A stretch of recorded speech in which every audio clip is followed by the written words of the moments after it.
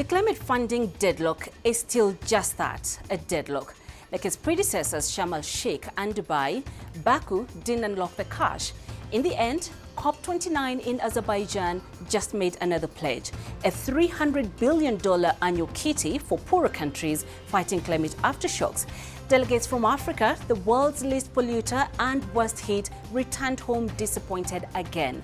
This week on the program, we ask, does Africa need to rethink its dependence on the global north for adaptation and mitigation cash that just isn't there? Could deepening South-to-South cooperation on climate offer the much-needed respite? I'm Penina Karibe. Welcome to Talk Africa.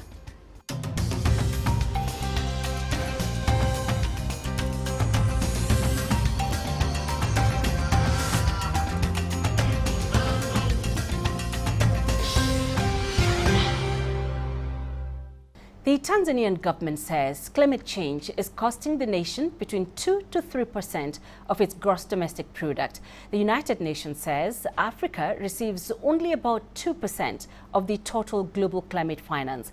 CGTN's Isaac Lucando has more. Climate change is taking a toll on Tanzania's economy. At this year's COP29 Climate Summit, the East African government announced that approximately $19.3 billion will be required to implement plans to reduce greenhouse gas emissions by 2030. So far, only about $500 million have been received, necessitating use of our own internal resources at the expense of other development projects and increasing our debt burden.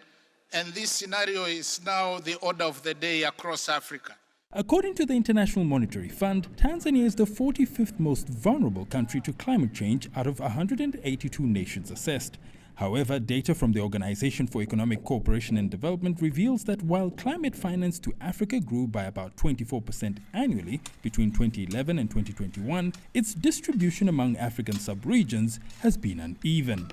Tanzania's government argues that Africa, despite contributing the least to greenhouse gas emissions that cause climate change, has received minimal funding from high-emitting developed nations to address the issue. As a result, it believes the only way out lies in seeking homegrown solutions to tackle the crisis.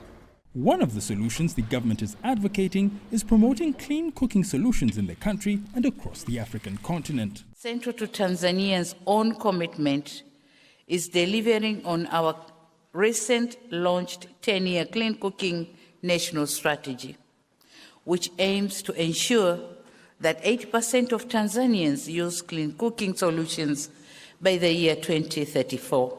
Analysts propose that Tanzania could leverage carbon markets to fund its climate initiatives, but the government contends these markets are still underdeveloped, denying African nations fair compensation. With the fight against climate change intensifying, locally driven solutions seem to be the most viable path to sustainable development, at least for now. Isaac Lucando, CGTN, Dar es Salaam.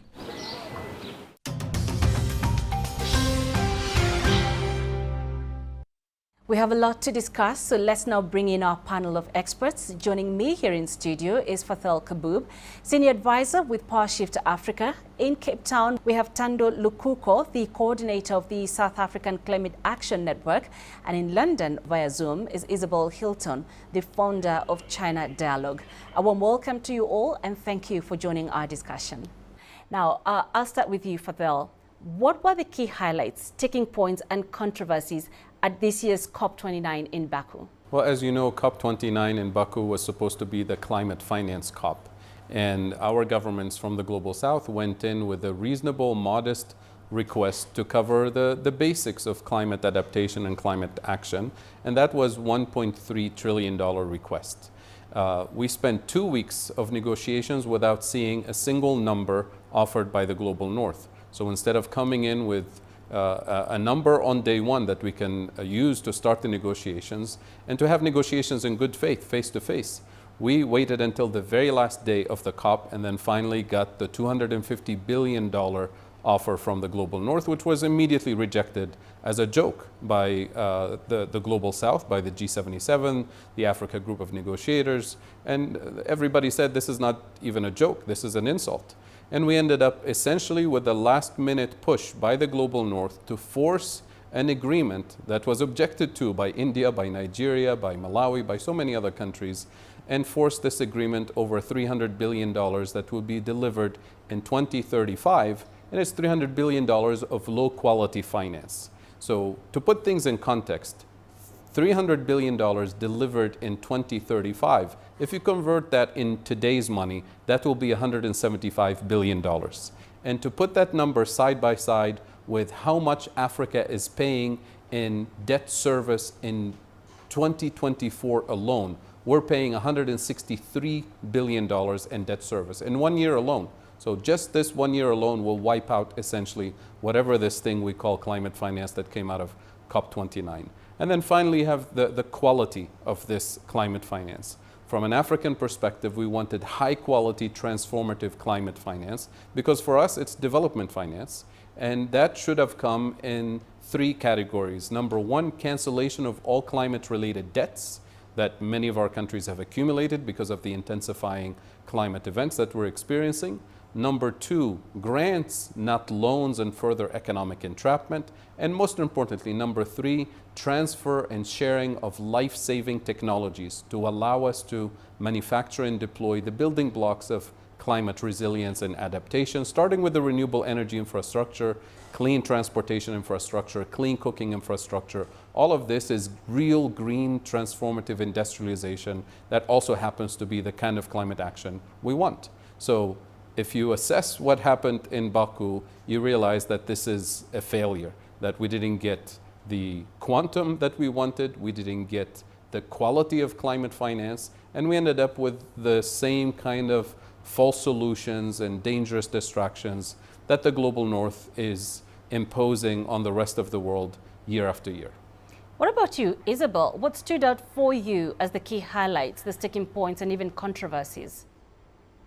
Well, as we've heard, finance was certainly controversial, and there was a lot of disappointment, which I understand. On the other hand, at one point, this entire process was on the brink of collapse, and we have seen a failure previously. We failed in Copenhagen.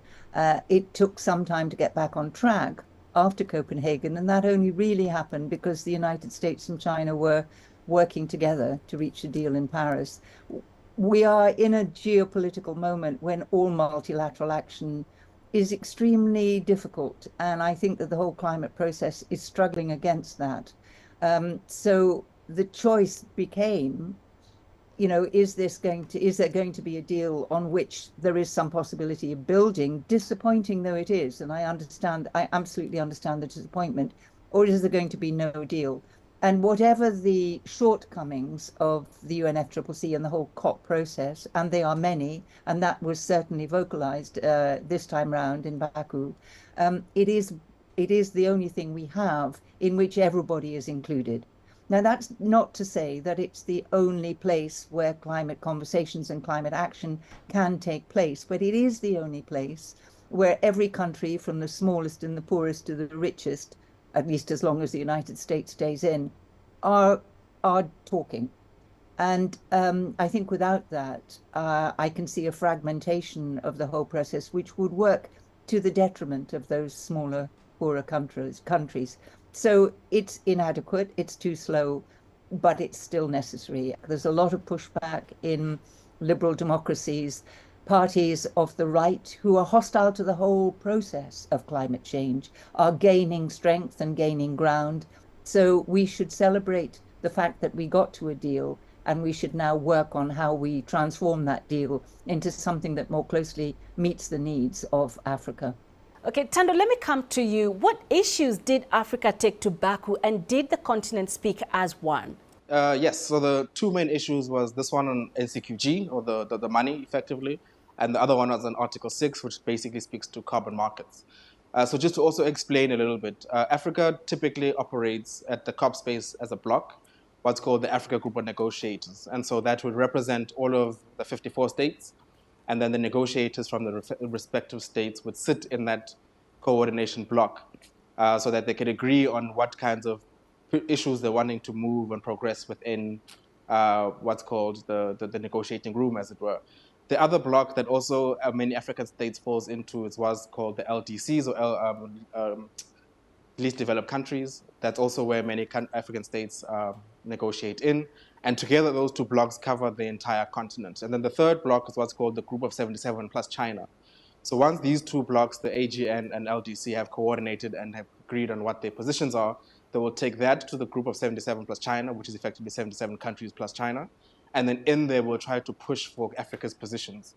So the key positions for Africa on these two topics in CGTN and Article 6 was to make sure that we get the quantum that we're looking for, which is 1.3 trillion, was to look at the contributor base, which basically was to say that most of the money needs to be sought through public finance, and less so private finance, less so from loans, but also specifically from developed nations and not developing nations.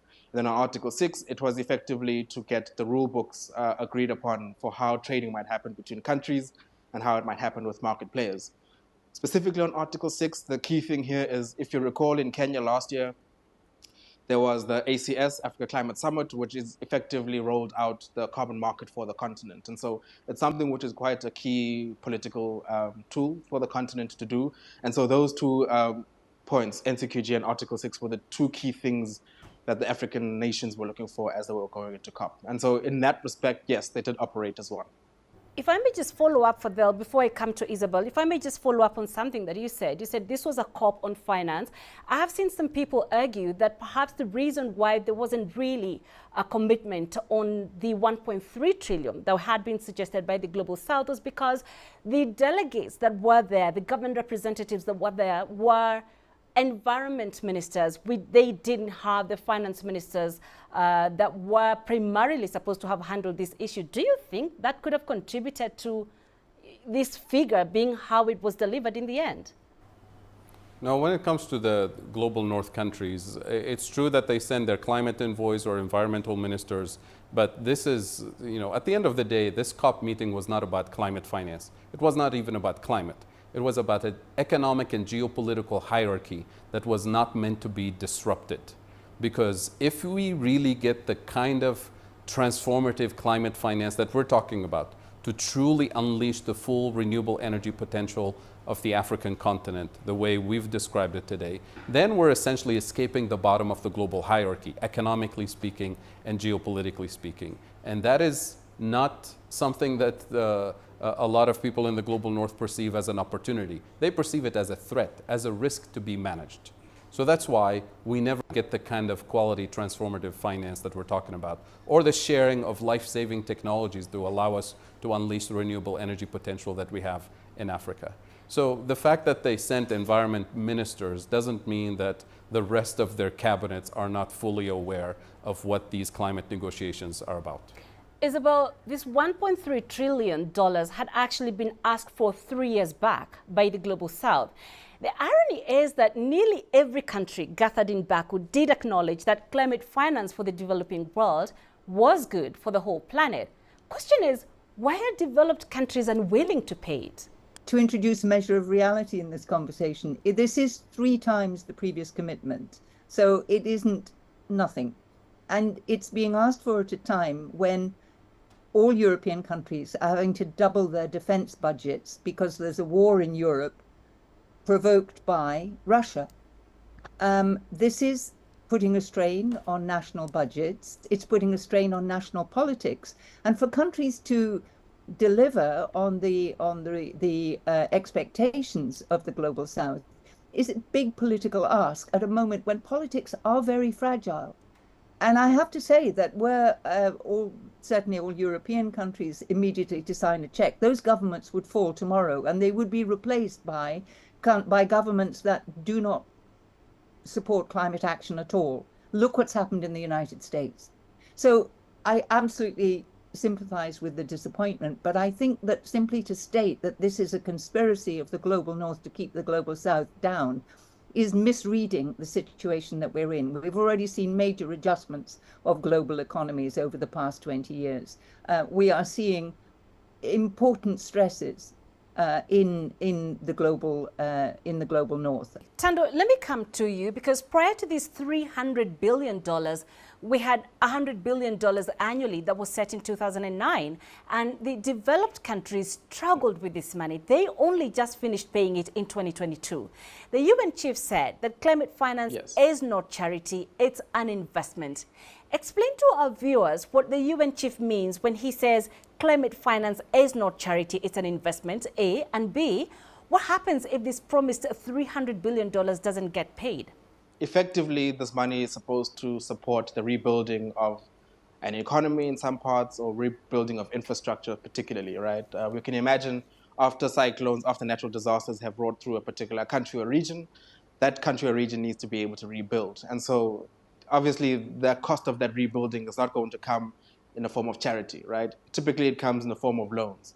So similarly for climate action, if we're looking to rebuild an economy, it can't be built off of the back of charity.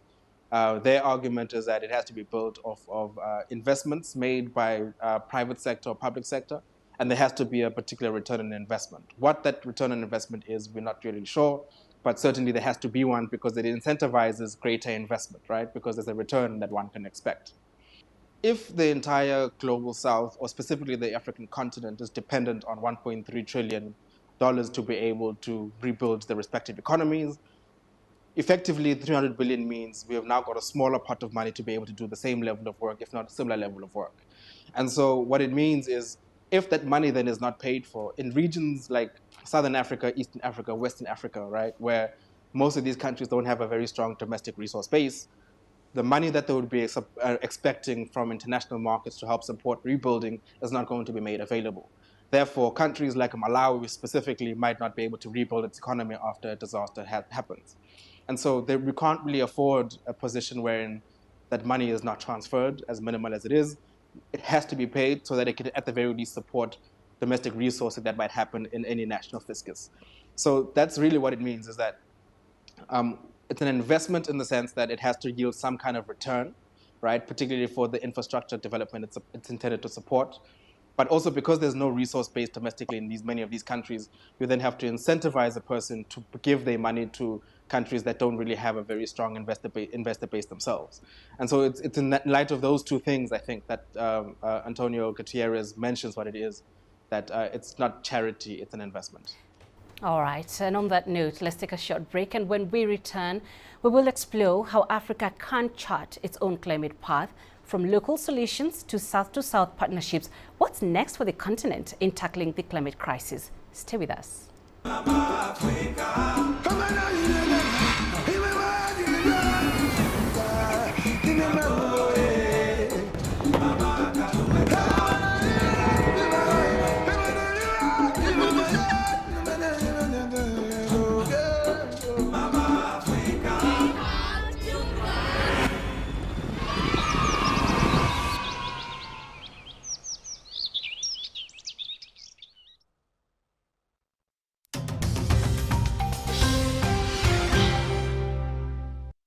Welcome back to Talk Africa, and let's continue with the discussion. Still with me, Fadel Kaboub, Senior Advisor at PowerShift Africa.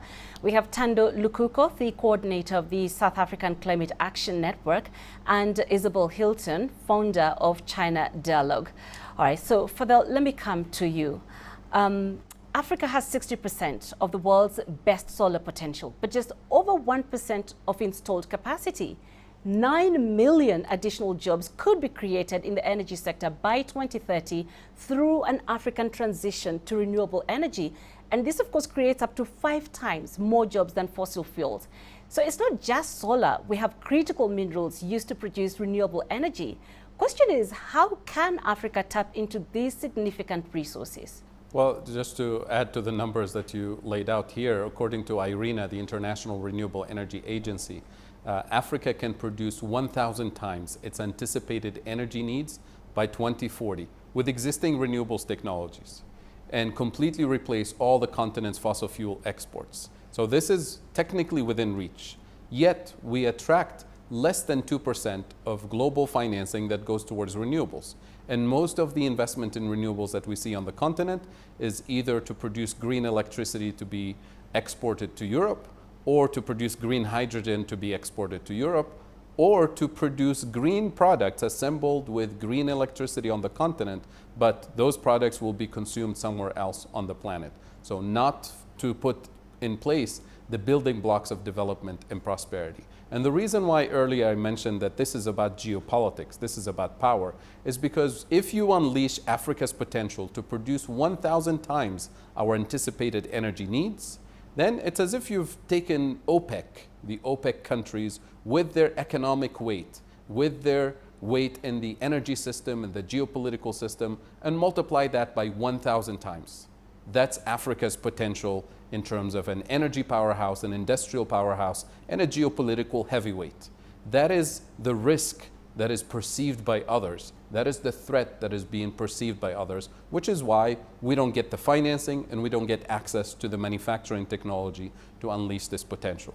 And that's why I go back to that bargain of the century, because we need access to the manufacturing technology more than the financing, because we have the resources, we have the labor, we have the economies of scale. We need the joint venture partnership to contribute with in-kind to deliver the manufacturing technology to the African continent. Once you unleash that, Africa will no longer be in the vulnerable position that we're in economically and geopolitically. Tando, let me get your thoughts on this, because adaptation means projects like building homes and roads that are more resilient in the face of extreme weather, or building water catchment areas and dams for when droughts hit. And some reports say that Africa has experienced 149 droughts since the year 2000. I mean, the figure is crazy. What alternatives do African countries have to mobilize funding for undertaking more resilient projects that help with mitigation and adaptation? For me, what would make sense is how can we utilize the resources that we have within our borders to help shore up some of these things. So when you look at something like farming practices, right, and subsistence farming, for instance, changing the way in which we do subsistence farming might be able to save a lot of water, for example, right, which once we can prove that in the way that we've been able to utilize our own indigenous knowledge, our own traditional systems to be able to do farming and other types exercises, we've then built up the body of evidence which can support the mobilization of additional resources to scale up those interventions.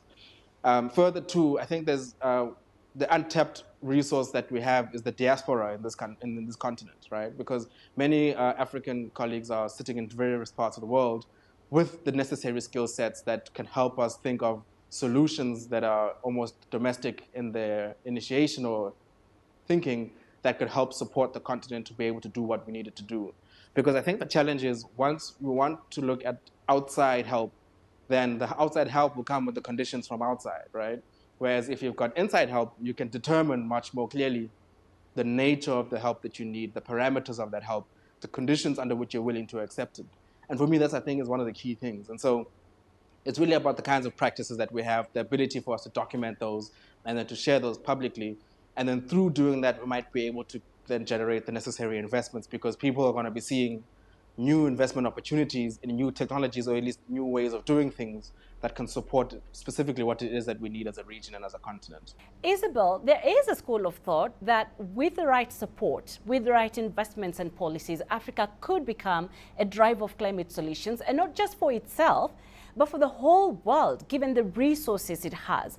What are the possibilities in South-to-South approaches that can help achieve this? Look at FOCAC.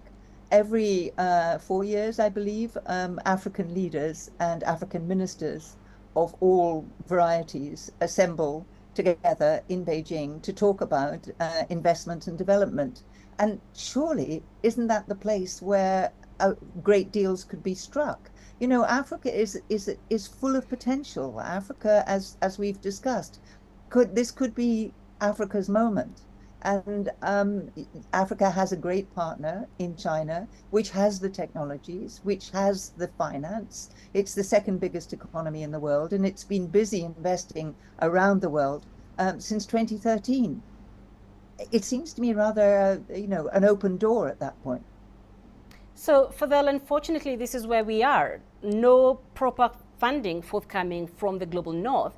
and yet facing a climate crisis that Africa knows all too well, just how impactful it is. So how can African countries then chart their own climate path, and where should they start? Or are we done for? What kind of strategies and partnerships do we need to enable us as Africa come up with strategies and chart our own path when it comes to the climate agenda?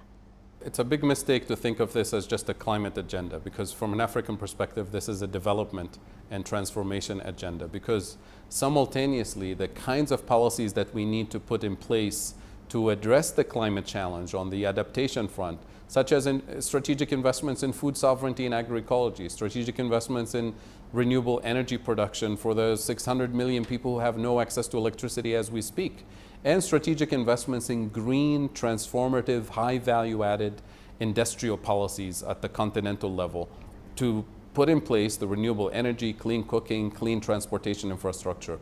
All of this is simultaneously economic transformation and repositioning within the global economic hierarchy, and it's also climate adaptation and climate resilience policies. So we can't separate the two. The challenge is that, unfortunately, many of our governments actually go into the COP negotiations thinking that this is about climate and sending environment ministers instead of sending an entire cabinet worth of ministers, including finance ministers and trade and industry ministers, to negotiate the kind of transformation that we need, not just in the COP process for climate, but also on debt and development and other multilateral spaces. This is about economic transformation, not just climate action. Okay, let me come to you, Tando. In your opinion, what mindset changing policies and strategies can cause a rethink in Africa?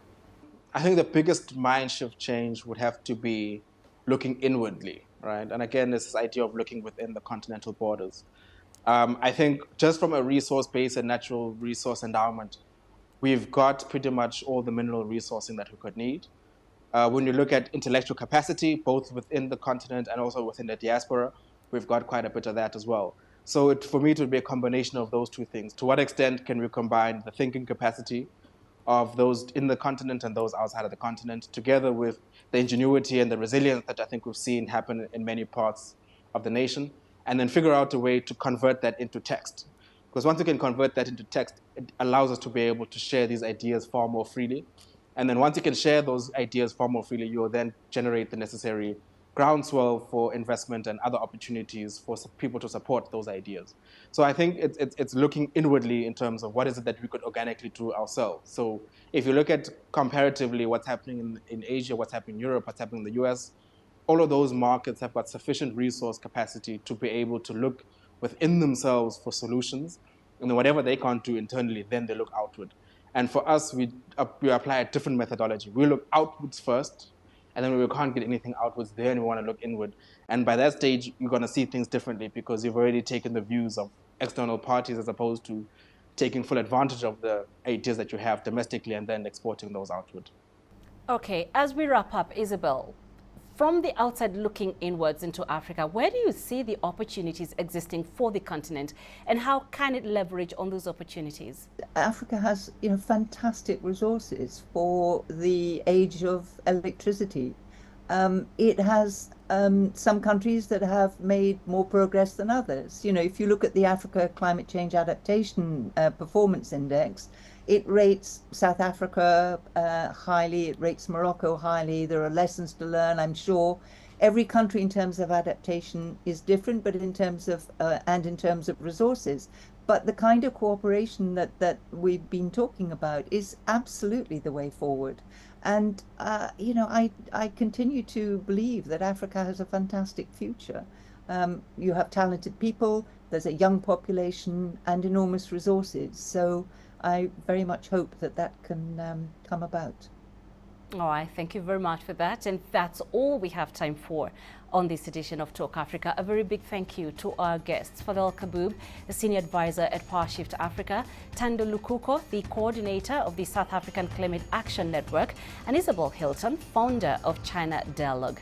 Remember, you can be a part of this conversation through our social media platforms on Facebook and X, and you can watch this and other editions of Talk Africa on our YouTube playlist. Do join us again next week for more of Talk Africa. From me, Penina Karibe, and the team here in Nairobi.